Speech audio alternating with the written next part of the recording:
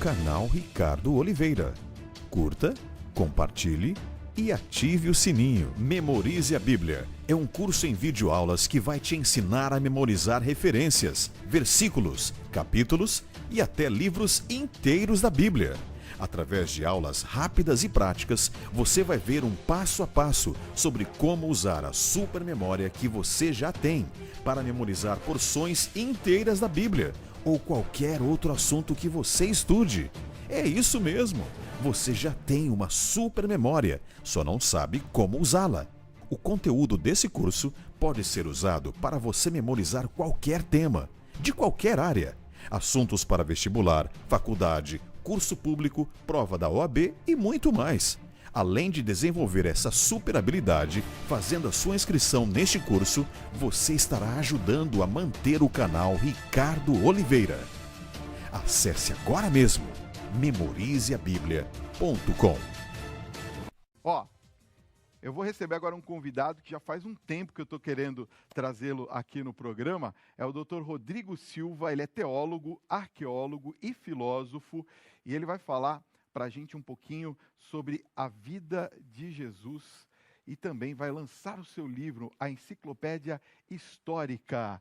Doutor Rodrigo, seja muito bem-vindo. Muito obrigado. É um prazer estar no seu programa aqui. Prazer recebê-lo aqui no nosso programa.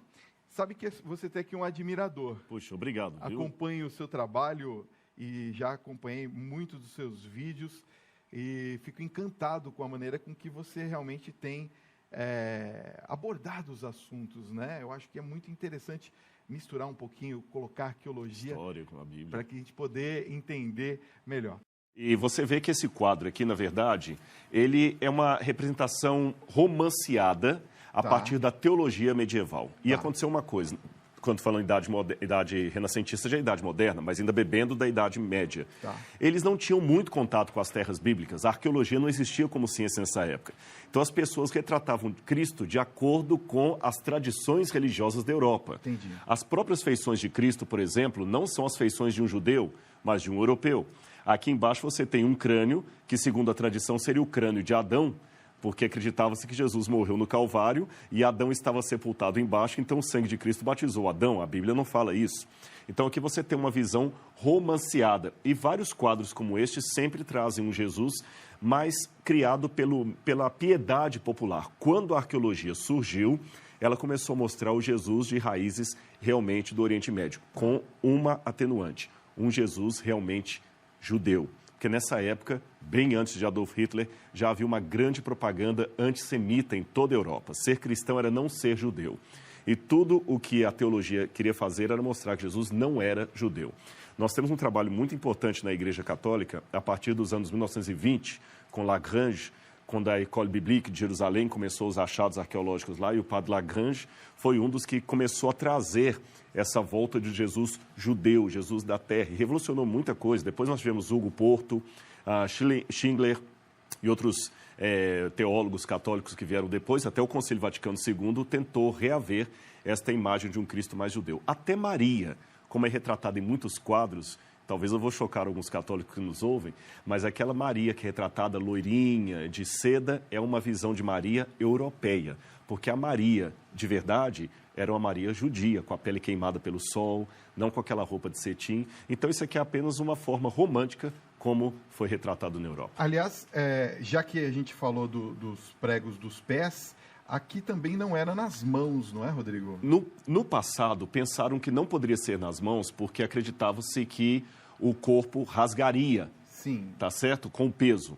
Só que isso também foi um outro mito que criaram, porque olhando esteticamente parece que não. Porém, foram feitos alguns testes, inclusive com cadáveres, e percebeu-se que o corpo não rasgaria como se pensava. Então, foi na mão mesmo? Provavelmente, pode ter sido aqui, ou na mão, porque nós temos uma abertura aqui, né? Aquele médico que você vê aqui, o Dr. Lee, explicaria muito melhor do que eu isso aqui. E, além disso, tudo indica, por algumas descrições judaicas, romanas, que havia um pequeno banco aqui chamado sedícula, onde a pessoa apoiava uma das nádegas. Então, podia ser que ele ficava com os dois pés, um com um prego de cada lado, ou do lado assim, e ele se apoiava naquelas nádegas, de modo que o peso do corpo não ficava na mão. Ou seja, eu tenho a possibilidade dos pregos terem ficado no punho ou Na mão, porque Yad, em hebraico, significa daqui para cá. A gente traduz por mão, mas toda essa parte. Entendi. E não tinha também a parte que cobre não, provavelmente eles estavam nu. Estava provavelmente nu, né? Bem provavelmente era uma maneira de se ridicularizar. Ridicularizar, potencializar. A coisa era tão severa, só para você ter uma noção, os banheiros públicos romanos, eu já tive em vários deles, já escavei banheiro público romano em Clunia, na Espanha, em Israel nós temos, na Turquia, em Éfeso. As pessoas, os homens sentavam do lado um do outro. Para a nossa cultura, é estranho isso. Mulheres e homens? Não, mulheres separadas, só os homens.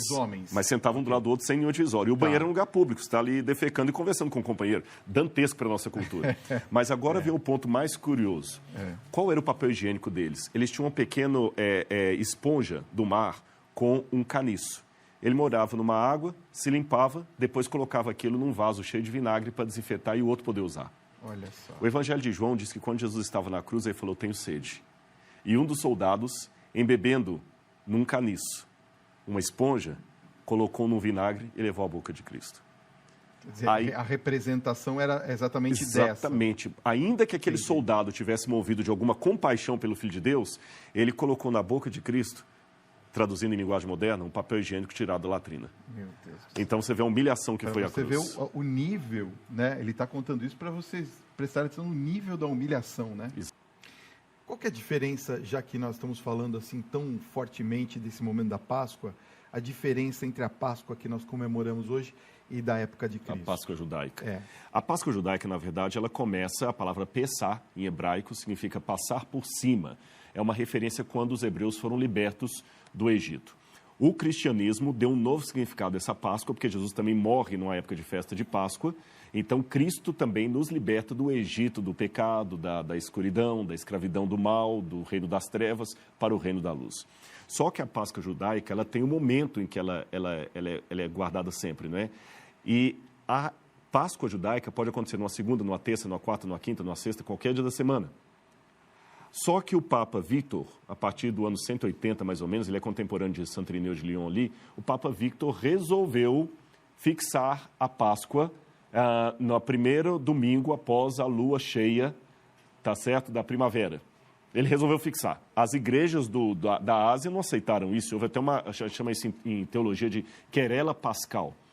E a coisa ficou, uma parte do cristianismo seguindo a Páscoa como os judeus seguiam e outra seguindo a do Papa Victor. No Concílio de Nicéia, em 325, foi oficializada a Páscoa que a igreja tem até hoje, num domingo fixo.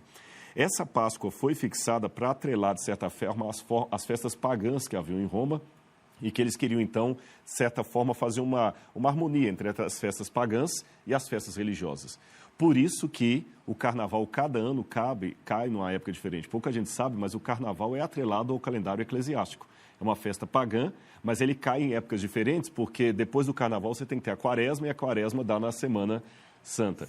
E na época, então, quando o cristianismo estava tendo a sua hegemonia após Constantino, que você tem, então, essa oficialização do calendário que fez um ajuste entre festas pagãs e festas cristãs. Aí, a Páscoa, então, acabou ficando fixa sempre num domingo. Mas a Páscoa judaica, ela pode cair na segunda, na terça, no quarto, como seu aniversário, que num ano cai num dia, no outro ano, no outro dia. Exatamente.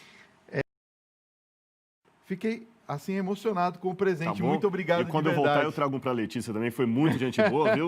Merece, viu, gente? Vocês não sabem quem trabalha por trás dos bastidores aqui, verdade, faz um trabalho de peso. A Letícia já está ficando mais famosa que o apresentador. É um negócio impressionante. Adquira também o curso de homilética do professor Leandro Quadros. Ricardo Oliveira, proclamando as boas novas do reino. Lembre-se, a verdade sempre vence.